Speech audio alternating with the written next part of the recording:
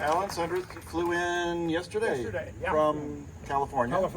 For this. It's hard to sort of wrap your mind around, because we were here 10 years ago Yes. when we performed Back to the Future You then. look exactly the same. Because you're not wearing your glasses. That's why. But we had a great time then, but it's hard to imagine this. I remember when it came out in 1985, and Yeah. it's 40 years. It's just 40 years. It's crazy to think, because the movie goes back in time to 55 and then forward Right. to 85. 85, but then doesn't it go forward still? Well, see, now what's happening, and it's a new layer that actually with the musical we had some fun with, because now we're telling that story from 20, then it was like 2022 or whatever, so now we have a whole other, dimension to the time travel. Wow, and it's hard just to think what we were all, well, many of you weren't alive, but what we were doing 40 years ago, and what the world is so different, and then culture was so different, movies are so different. Yeah. Can you time travel back to when you were writing this score, when you first got the screenplay and the script, and what you thought? Because also what I think is most remarkable about this film, a lot like Casablanca or The Wizard of Oz or other many great films that were just meant to be a film, a normal, entertaining film, make some money, be shown in theaters, and just like those other films became what I like to call accidental classics, because they were never meant to be. I mean, you can't really set out to make a classic, right. And I don't think you thought you were making a classic. No, it was quite the opposite, actually. So we started this, one of the great distinctions of Back to the Future was Bob Gale, who was the co-writer and producer of the movie, actually kept 52 letters of rejection from studio heads and producers. 52 times they said, kids, time travel, nobody wants to see that. Yeah, forget it. So that was how, what they had to persevere through. Then everyone probably knows, or many do, the famous story that an actor had been cast as Marty McFly, and they got 6 weeks into principal photography, which is a lot of time. And the decision was made to change the lead actor, and at that point they brought Michael J. Fox in to be Marty. So that was a whole crazy thing that happened. Michael was doing his TV show. He had to shoot, hey, how are you, Mike? He had to shoot his TV show all day long. They'd put him in a car at the end of the day, drive him to some place, and he'd shoot all night. So when I came on, these folks were exhausted, and it was like any other movie. We were fighting for our life, for schedule. They moved the schedule up, took time away from us. No one imagines a success like this. I mean, it's one of those things, you do your best, the movie comes out, and it's breathtaking for me to be here 40 years later and to see how the world has embraced Back to the Future. Absolutely. And I think we've been talking a lot over the years, of course, but I think what also is remarkable is this was your first film using a very large orchestra, a large symphony, not just normal size, really expanded symphonic orchestra. So it's a whole different sound and palette. And yeah, for me, it's even scarier than that. That was the easy version. The fact was, I had done a television show called Chips for 4 years, okay? But Chips was a rhythmic-driven kind of music. I was a guitar player and a rhythm section player. So that was my wheelhouse, as they say. And then I got through a crazy set of circumstances, a chance to write the score for a movie called Romancing the Stone, which was the first movie I did with Robert Zemeckis. We're about to start our 24th movie right now, after 40 years. So anyway, Romancing the Stone was pretty much a rhythmic-driven, rhythm section kind of score. I had never written for an orchestra when I had done Romancing the Stone. Shortly after that, there was a little movie called Fandango, and it was It was directed by Kevin Reynolds, who was a young protege of Steven Spielberg's, and they asked me to do it on great recommendation from Robert Zemeckis. And so I went to see the movie, and the first thing I was confronted with was Kevin had all of his favorite music for his whole life in this movie, Tempt into the Movie, because it was his final project at USC. It was his student film. One of the things was the Shostakovich Fifth Symphony. So that's what I said. I said, whoa. And of course, Alan doesn't know what that is. I've heard it, and it's fantastic, but I don't know how you make it go. Yeah. So anyway, I had a nervous breakdown. I had an epiphany right after it, and very often they go together. You have a nervous breakdown, and then you either die or you have an epiphany. Well, in this case, I had an epiphany, and I wrote an orchestra score for Fandango. And I'm lucky that I did, because 2 months after that, I get called to dinner with Robert Zemeckis, and he says, "Hey, Al, so we're doing this movie called Back to the Future." And so that was the second time I had ever written anything for an orchestra. And it was challenging, to say the least. But here we are. And it turned out pretty well. It seems so. As a musician, and I think even as a layperson, I still don't understand how a composer's mind works. And you wrote, well, not just, I think, in my mind, one of the greatest film scores ever written, but also one of the greatest themes in the history of Hollywood. And how it's so iconic. It's like it had been written forever. How in the world did you come up with that? Because it is in some ways the heart of the adventure fast part. I mean, it's a gentle, soulful part, but that kind of always drives things, and it just is so inspired and so brilliant. Well, I fly airplanes, and so when you fly airplanes, you see all those fancy gadgets on the panel, right?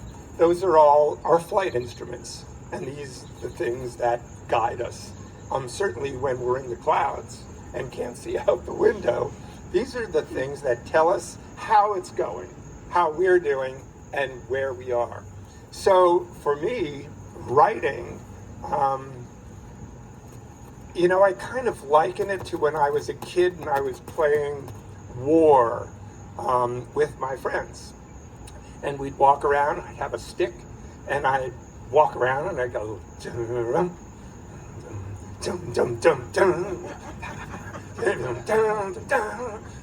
dum. So now I make a living doing that, but I just write it down. And it really is like that for me. It's like a conversation for me. In a cocktail party, if you will. You walk in and you don't know anybody, and somebody says, "Hi," and you go, "Hi." And said, "Are you from around here?" "Well, no, not really. I'm living in California." "Oh, I've been to California. We're in California." So we're talking, right? We don't know each other. Well, that's how it is for me and a piece of film. The film goes first. The film says hi. And I go, well, hi. And so it goes.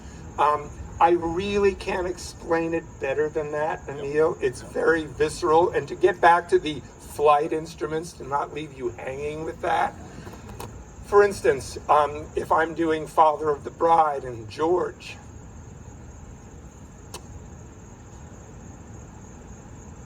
see, these are my flight instruments. George is holding his child and his grandchild who have just been born. If I'm not feeling that, why would I expect you to feel that? So this emotional life, wherever it's come from, through my DNA, through my conditioning, these are all my flight instruments. And they tell me, you're on the right track. If I'm not crying in a scene where I'm expecting the audience to, I'm not on course. I'm so glad you said that. I Yeah. really am, because yeah, absolutely. With your movie and your score, there are many times while I'm conducting I have to remind myself I'm not in the audience, because I will get so involved emotionally, and you get teary. It's most of the end. Well, I imagine you've all seen. I don't want to give away the movie. It's a spoiler, I think. Spoiler alert. Spoiler. But when Doc Brown gives Marty the yellowed, taped together letter, it just, you have to cry, otherwise you don't have a heart. And the music is so perfect and it's so wistful, because in many ways it's a buddy film. Oh, totally. And it's just, but it's Exactly. everything rings so true, and the music is what makes it come alive. And it really does. Did you know, when you wrote, I don't want to belabor this because composers don't like talking about how I they... can talk all day long. I'm like Captain America. I can do this all day long. But when you wrote that opening, did you know it was really good? Or did you just hope it was really good? Well, you know what? I had the great good fortune of having seen movies that had been scored by the man I consider to be the greatest who's ever done this, Mr. John Williams. And Mr. Williams had this magnificent gift for capturing the essence of a film in a piece of thematic material. So I'm going to say, I remember the great debate where someone said, "You're no Jack Kennedy." Well, I'm no John Williams, but I aspire to his magnificent influence and ability to transport an audience. So, Back to the Future. Now, the interesting thing about the movie, it was done for, very limited resources, which is Hollywood's way of saying we had no money. Okay? So if you'll notice, there are no big shots in this movie. You don't have these out of Africa giant panoramas. It was shot on a back lot and in, shopping malls and things at night. And so the story, though, is epic. It's about heroism. It's about buddies. It's about adventure and all this. So we all felt the score is a place where we can get some size and scope onto the screen, because we can't do it cinematically. And so I knew this tune, and I did want a tune, a recognizable tune. This tune had to have the possibility of being rendered in kind of a heroic, big way. And so I knew that as kind of an outline. Of course, then you have to go in and find the notes. And you find them. You certainly did. When you and Robert Zemeckis were talking, did he have any suggestions, like this scene to sound like this, or like this scene to sound like this, or did he just kind of give it to you and let you just go? Yeah, Bob doesn't quite work in terms of micromanaging at all. My first meeting was at a church on Franklin Avenue in Hollywood, and it's where they shot the Fish Under the Sea dance, which was the biggest shot actually in the movie. And he was in there, and it was chaos. Extras everywhere, dancers, everything. He had no time to talk to me, but I finally said, "Hey Bob, so can you tell me anything?" And he turned around and did this. "It's got to be big." Big. That was the meeting. It's got to be big. So I went home and I had my direction. It's got to be big. And it was. It was. Everything flows so incredibly well in this movie and the score. There's not a false note or false emotion or moment. Was there any part that was harder than other parts to score, or was it all kind of equally?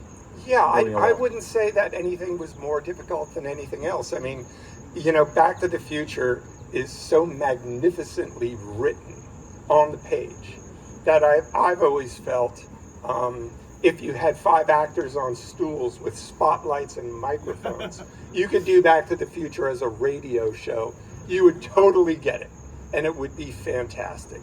We just did it's been a while now, we did the musical of Back to the Future.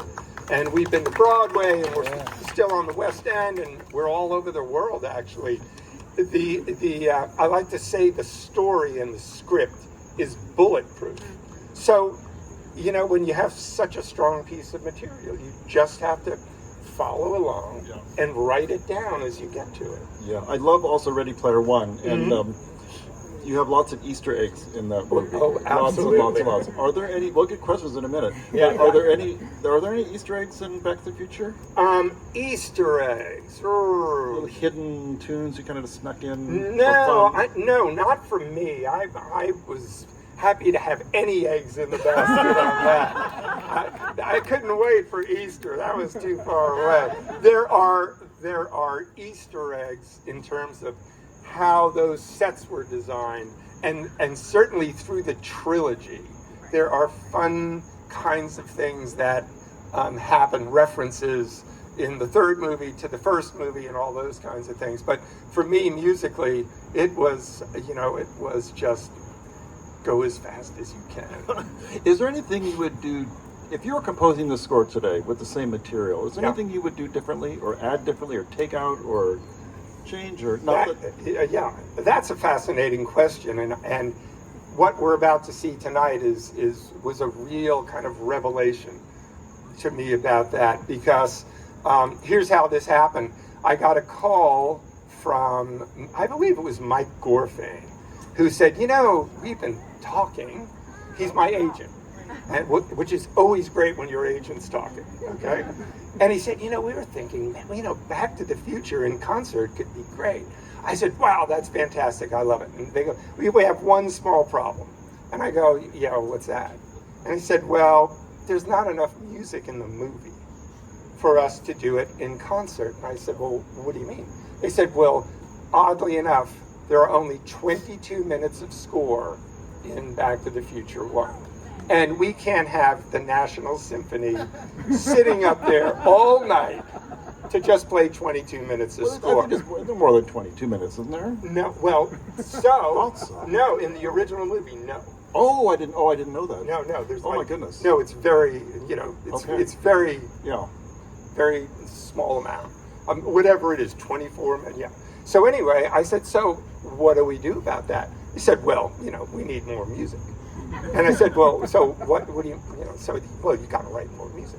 I said, so that means you want me to call Bob Zemeckis and Bob Gale and say, hey guys, you know that perfect movie that you wrote 30 years ago, that one that, it's perfect. I'm going to write another 20 minutes of music for that. I'm not going to ask that question. However, I did. And it was the next night, I had dinner with those guys, and this was a kind of a coincidence. And I was some way halfway through my Caesar salad, and I go, this is a perfect time. They're really having a nice time. And I go, hey guys, so we're talking about Back to the Future in concert. Yeah, oh, it's great, yeah, how's the Caesar? Caesar's great, yeah. I said, so, there's not enough music in the movie for the concert hall. I go, yeah, okay. I said, so I'm going to add 20 minutes of music to the movie. And they're like, yeah, that's great. And that's literally what they said. They said, yeah, that's great. And I said, you're kidding, right? And they said, here's the thing. The movie is the movie. People want to see the movie. They go to the movie theater. They see the movie. Doing this on the concert stage, that's a whole different world. You do whatever you need to do so that Back to the Future, our baby, is properly attired for the concert hall. But this is a long-winded way to your great question, Emil. So here I am, 30 years later or more, I get a chance to go back to a score I did 30 years ago, and now I can write new stuff, and I can take those themes, and I've learned one or two things now in 30 years, and that'll be great. And I started to work my way through, and I went, I can't change that. And I won't change that. So what we did was we took music from actually all three movies with the blessing of Robert Zemeckis and Bob Gale. And we started to place these existing things in Back to the Future 1. Like now there's music all through the main title. Never was any music in the original movie.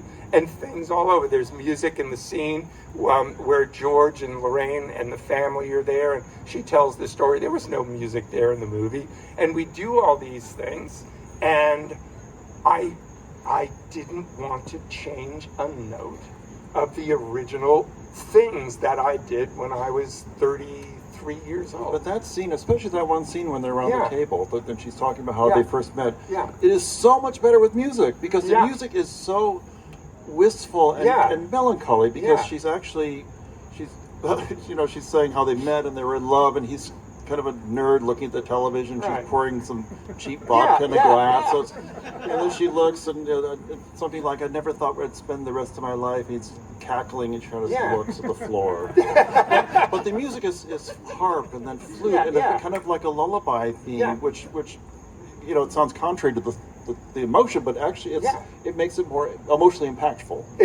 And the thing is, this is a perfect example of an Easter egg Yeah. in the in concert version, which Yeah. we'll see tonight, because that actually is the love theme between Doc and Clara in Back to the Future 3. Okay. And it was a very honest, sincere, pure, this is our Doc who's hopelessly in love. And so that piece was generated from a very sincere, wish to communicate Doc's love for Clara. So when Lorraine is playing through this dysfunctional mess at the family dinner table, it actually really worked, because there was a time when they were pure, honest, young, and in love. So it works. The thing is, having conducted movies here now for actually 25 years, it's hard to imagine doing that, but it's been that long. You notice that the modern films, especially the very long ones, the Harry Potter things, the later ones, it's wall-to-wall music, and every composer I've talked to, they hate it because they want the music to be, when the music is there, it's for a reason. Right. Not just because a lot of producers don't give the audience credit that they will follow the story, unless there's this wallpaper of music that just doesn't stop. Exactly. And even the way you recreated the score, there's still 5 minutes here, Sure. 2 minutes, 3 minutes in between. Sure. So when the music's there, it's there for an important reason. Absolutely. Yeah, and I really Absolutely. that is, I think, I really appreciate that as an audience member. Yeah. Because you trust your audience. Absolutely. When did you realize, you probably went to a movie theater when it came out, I imagine, in Los Angeles? Yes. The premiere? Yeah, we would have been at the premiere. When did you know this was a mega hit? I knew this could be something. Let's put it that way. We did a preview in the Hitchcock Theater, which is on the Universal lot. And at that time, Sid Sheinberg, who is a famous personage in the history of Hollywood, was running Universal. And I remember Sid was all the way down. We were in the back of the theater. Sid was all the way down a couple rows in from the aisle, or on the aisle, like 4 rows back. And I remember the movie ended, and Sid Sheinberg popped up out of his seat like a jack-in-the-box and looked in the room, and I could swear that I saw green dollar signs in his eyes. It's like these big green, and it's like, uh-oh. And that was one moment. The other moment was we previewed this movie in San Jose. This is the first time any audience saw it. The movie wasn't finished, and so we're all in the audience, and it goes dark, and up on the screen, it says, Steven Spielberg presents. The place started screaming. Nobody even knows what this is yet. A Robert Zemeckis film. More screaming. And they screamed all the way through the movie.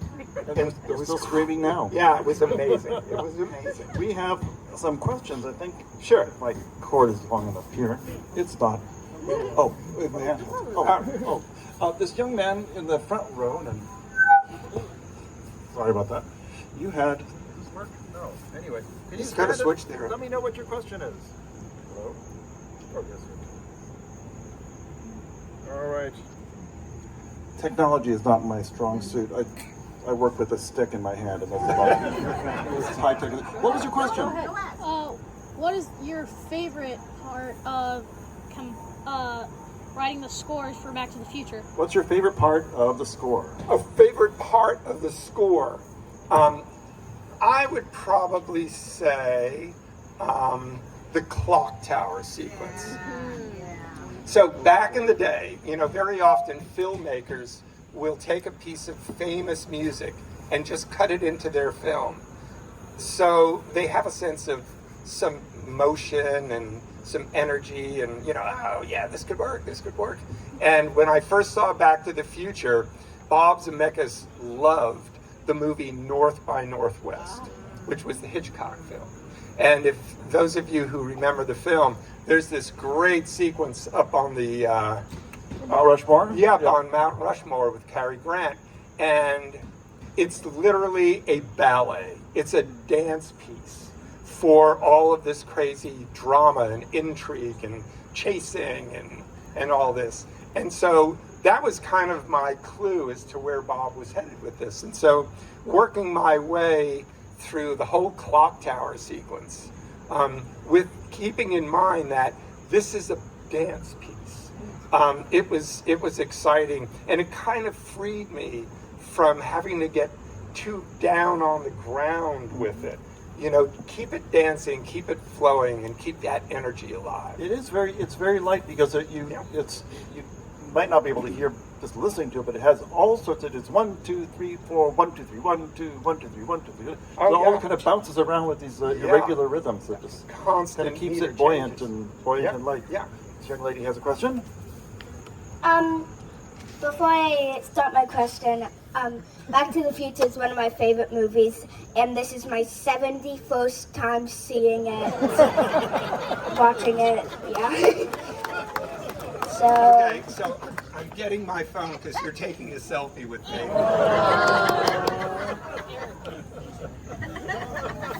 You're taking a selfie with me. I think you did a selfie with Leah Thompson 10 years ago. I remember that was fun. Here we go. Okay. And I'm going to share this selfie. You ready? God, we look good, don't we? Okay. And if you give me your mom or your dad's email address, I'll send that. You saw it 71 times? So I'm going to share that with Bob Dale. 71 times. That is so amazing. She's actually 65 years old. Really young. I just love that you love the movie. Yeah. What's your question? And I've watched the musical 2 times. Once on Broadway, Whoa! All right. actually in December. Wow. How great is that? Yep. And I just want to know, did you have any pieces that you made that really moved you, either for this or for the film? Did you have any pieces that actually you thought, wow, that's an awesome piece? You mean pieces that I wrote? Or any pieces. Or Any piece. Well, any piece. I mean, I thought, and Emil has talked about this part in the film. There weren't a lot of opportunities in Back to the Future to do something you might call heartfelt, but it is a buddy picture at its heart. And there is a lovely scene with Marty where he's writing a letter to his pal, and he knows that his pal is going to die if he can't convince him to read this. And so I remember thinking, this has to be simple and very kind of transparent, but it has to evoke some kind of emotion, or we're going to miss a great opportunity. So that was one of the ones that I really felt strongly about. It really does. So since I'm starting to feel a bit like Art Linkletter, I'm going to ask an adult a question now. This is more of a comment than a question. Yeah. So we're celebrating the 40th anniversary of our first date. Whoa! So we went to dinner. We're here 40 years ago tonight. We went to dinner and we went to see Back to the Future. Wow! So thanks for coordinating us. That is Congratulations. That's wonderful. That is fantastic. Young lady? I had one comment before a question. Yeah. When I first saw the movie, you said you were trying to make it seem like you were inspired by John Williams, right? Yes. I thought it was composed by John Williams at first, before I know who the composer was. Well, okay, so that's about the greatest compliment anyone has ever given me. So thank you for that. And how long did it take you to compose the score? It was not as long as I would have liked, and rarely is. I did have, you know what? I can't even remember. Could it have been 6 weeks? Something like that. I mean, it's very often obscene how little time a film composer has to do their work.